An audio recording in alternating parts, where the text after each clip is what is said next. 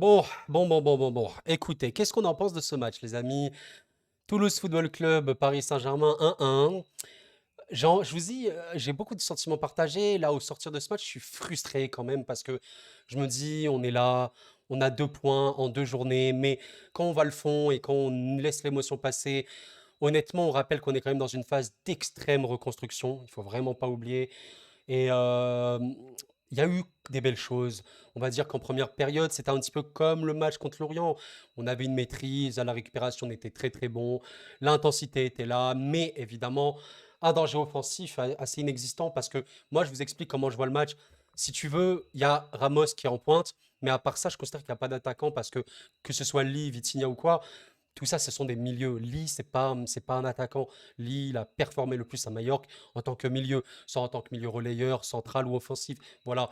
Et réellement, c'est compliqué. C'est-à-dire que sans Dembélé, sans Kylian surtout, là, c'est très très très dur. Mais on va dire qu'on a toujours gardé hein, nos bons points quoi, de Lorient. Donc ça, c'est vraiment très bien. J'ai une petite mention spéciale à Ugarte, qui est vraiment exceptionnel. C'est un joueur extrêmement précieux hein, dans un terrain de football. Et on veut le faire passer pour un joueur qui n'est pas technique et tout, alors que pas du tout. Il est également technique. Aussi, mention spéciale à la défense centrale. Voilà, vraiment Skriniar, Marquinhos et Hernandez, j'ai vraiment, vraiment trouvé qu'ils étaient très bons. Oui, même Marquinhos, ça fait vraiment plaisir de revoir le capitaine à un niveau qui est décent, qui est vraiment un très bon niveau. Et waouh, j'étais content, mais offensivement, tu n'es pas en danger. Voilà, tu n'es pas dangereux. Bon, évidemment, tu vas me dire, c'est normal, mais on n'a pas d'attaquant. On n'a pas d'attaquant. C'est-à-dire que si tu mets autre chose que Kylian et Dembélé, mais vraiment c'est leur poste, c'est-à-dire des ailiers ou quoi, bon, on va être plus dangereux, c'est sûr. Mais voilà, ils sont rentrés et c'était mieux. Voilà, c'était mieux, il faut pas se mentir, clairement. Il y a juste un truc qui m'a un petit peu dérangé, on va dire, par rapport à Dembélé, c'est que vous avez remarqué que quand Dembélé est rentré, Hakimi est passé à gauche, sûrement voilà, pour essayer de combiner, pour dédoubler avec Kylian. Par contre, bah, ça a fait que le couloir d'Hakimi, de Dembélé, était totalement vide. Et en vrai, c'est un choix que je comprends parce que voilà, Kylian est plus dangereux, Kylian peut plus vite faire basculer le match. Donc oui, ok, c'était pertinent de mettre Hakimi à gauche. D'ailleurs, j'ai trouvé qu'il avait fait un bon match, quand même vraiment bien intense. C'est très très dommage qu'il soit fautif sur le penalty. Penalty qui d'ailleurs, je trouve qu'il est léger, il est sifflable, mais voilà, disons que c'est pas obvious à 100%, mais bon, allez, on va dire il y a penalty. D'ailleurs, chapeau, hein, chapeau pour l'ambiance à Toulouse, hein, vraiment énorme ambiance à Toulouse. C'était un très très beau match, mais voilà, très très frustré quand même à la fin parce que j'aurais voulu qu'on gagne. Et on marque en premier. C'est dommage, c'est dommage. J'ai quand même envie de dire quelque chose. Rappelez-vous que Nuno Mendes n'est pas là. Évidemment, Nuno Mendes avec Kylian à gauche et Dembélé avec Hakimi à droite, c'est techniquement ce qui serait le mieux sur le papier. Bon, maintenant, il faut voir si Kylian va rester ou non. Ça, c'est vraiment toute la question, les gars. Et mes chers amis, je ne vous cache pas que là, si Mbappé part maintenant, ça va être très, très, très, très, très, très complexe cette saison parce qu'on ne pourra pas le remplacer. Et à part si tu prends, je sais pas, un des meilleurs ailiers du monde, ça pourrait être qui Vinicius, MDR, Kvara, LOL. Enfin bref, tu peux pas prendre d'Elio honnêtement actuellement. Donc voilà, ça va être très dur, mais on va espérer le garder. Mais à part ça, voilà, j'ai pas non plus des milliards de choses à dire sur ce match parce que c'est sur la continuité de Lorient. Mais en seconde période, on a vu ce que devrait ressembler le PSG cette saison, même si évidemment il y a encore beaucoup, beaucoup, beaucoup de choses à améliorer. Vous y aviez beaucoup, beaucoup de moments où, si vous voulez, il y avait des espaces qui n'ont pas été récupérés. Il faut que les milieux se projettent maintenant. D'ailleurs, je pense à Warren Zaïre-Emery, il a fait un match fabuleux. Qu'est-ce que le joueur est formidable. Il a marqué un des plus beaux buts bah, de sa carrière, parce qu'il en a très peu marqué, mais malheureusement, il était hors jeu. Et ouais, Warren était formidable. Mais voilà, il faut se projeter plus. Il faut que, voilà, c'est comme ça que c'est le football, hein. Tu te projettes plus, tu vas plus vers l'avant, tu cherches les gens une deux, tu cherches les gens en triangle, etc. Malheureusement, il n'y a pas eu assez ça. Et bon, voilà, je pense notamment à un remplaçant qui n'a vraiment servi à rien. Solaire, c'est très complexe, hein, mais Solaire, pourquoi là, il aurait pas pu être milieu central, porter un peu plus le ballon, chercher les espaces, pourquoi, je ne sais pas. Mais bon, qu'est-ce que vous voulez que je vous dise? En tout cas, là, actuellement, on sait qu'il y a peut-être, on va dire, que c'est en bonne voie. Randal Colomwani risque d'être un joueur du PSG. Je vous avoue que ça, ce serait très positif parce qu'en fait, si vous voulez, Ramos, j'ai rien contre lui. Et honnêtement, je suis clairement pas les personnes qui va l'accabler, l'insulter comme le coach, hein. Maintenant, ça n'a aucun sens. En fait, Ramos, il était très intéressant de le voir à partir du moment où il y avait des attaquants.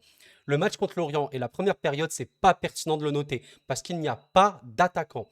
Les gars, vraiment, j'insiste, il n'y a pas d'attaquant. Il n'y a vraiment pas d'attaquant. Donc, quand Kylian et Dembélé sont rentrés, là, c'était plus pertinent de le critiquer. Et honnêtement, Ah, c'était dommage parce qu'il y avait au moins une fois où il pouvait terminer. Sincèrement, vous voyez le en sorte d'une 2 avec Kylian, il le remet et là, il coupe pas assez. C'est quand même dommage parce qu'honnêtement, c'est bon. Ramos, là, à ce moment-là, il pouvait clairement faire en sorte de gagner, enfin de marquer. Mais ça n'a pas été fait. J'ai trouvé quand même qu'il était bien mieux, voilà, avec des attaquants en remise, en pivot. Il y a des belles choses. Maintenant, il faut qu'il marque. Voilà, le prochain match, il faut absolument qu'il marque. Mais du coup, pourquoi je parle de ça? Parce que Randall Colomani arrive normalement, et ça, c'est vraiment super bien parce que ça va apporter de la concurrence. Il va pas se reposer sur ses lauriers. Je pense même qu'il y a un monde où Colomani jouera littéralement avant-centre, hein, vraiment en mode attaque 100% équipe de France. Mais bon, il faut vraiment connaître l'issue du dossier Kylian parce que la saison avec Kylian et la saison sans Kylian, c'est le jour et la nuit, hein. Vraiment, il faut que. Enfin, j'allais dire, il faut que tout le monde en ait conscience, mais tout le monde le sait, je pense. Mais voilà, globalement, je trouve qu'on a vraiment de très très belles choses. Je pense également à Lee, malheureusement, Kagin Lee, encore une fois, pour moi, c'est pas du tout un ailier. Tu brides totalement son talent quand il est comme ça sur la ligne. C'est très très très dommage. Il est beaucoup plus fort au cœur du jeu et on n'a pas du tout vu son talent. C'est très dommage. J'espère bien que Luis Enrique lui mettra le poste où il sera le mieux. Vraiment, si vous voulez, on va dire les joueurs, on va dire équipe type comme ça, on va dire Skriniar, Marquinhos, Hernandez, on va dire un truc comme ça peut-être. Ensuite, tu mettrais peut-être Nuno Mendes, Hakimi, on va dire. Et pourquoi pas un milieu à deux, mais les deux qui vont charbonner à mort. Donc Ugarte, Warren, mais alors en double pivot. Enfin, comment vous dire? Si il y a Ugarte Warren en mode vraiment 3-4-3, un truc comme ça, ou 3-5-2, il faut vraiment qu'Ugarte Warren fasse des efforts de fou furieux. Mais je pense qu'ils ont totalement le cardio et le profil pour. Donc ça me dérange pas. Mais étant donné qu'Ougarté, c'est plus un milieu défensif, un peu à l'époque, hein, c'est mieux avec un milieu à 3. Mais on va dire que ces joueurs-là, pour moi, doivent être titulaires.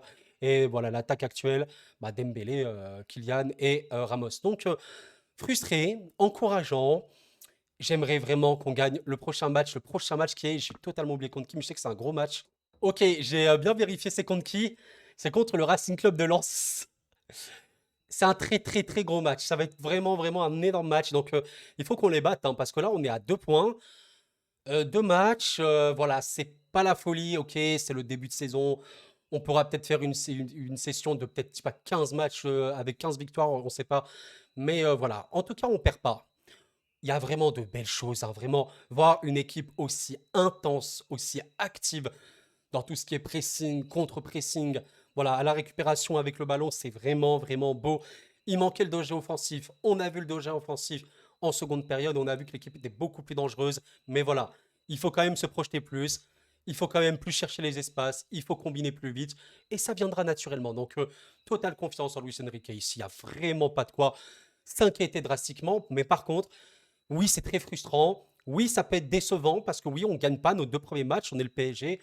On ne gagne pas nos 2 premiers matchs. Oui, c'est décevant. Oui, ok. Maintenant, on va rester lucide. On va attendre que ça bosse et on va voir la fin de ce mercato parce que si Kylian est là, on va faire une saison. S'il n'est pas là, ça va être extrêmement complexe. Vraiment, vraiment beaucoup plus dur. Après, on aura des attaquants, hein. Si Colomani vient, Colomani, Dembélé, Ramos, oui, oui, bien sûr, c'est une très belle attaque, hein, mais ça va être beaucoup plus dur sans Kylian. Voilà. Donc, en tout cas, j'espère que vous avez apprécié cette vidéo. N'hésitez pas, comme d'habitude, les amis, voilà, à partager, liker et à vous abonner si vous n'êtes pas abonné à la chaîne. Extrêmement important. On parle de foot sur cette chaîne. On parle du PSG parce que je suis un supporter du PSG, mais de foot globalement. Donc, n'hésitez pas à vous abonner. Et écoutez, PSG lance. Allez, on va espérer une petite victoire, hein. Allez, on va espérer. Je vais pas lancer mon prono comme ça.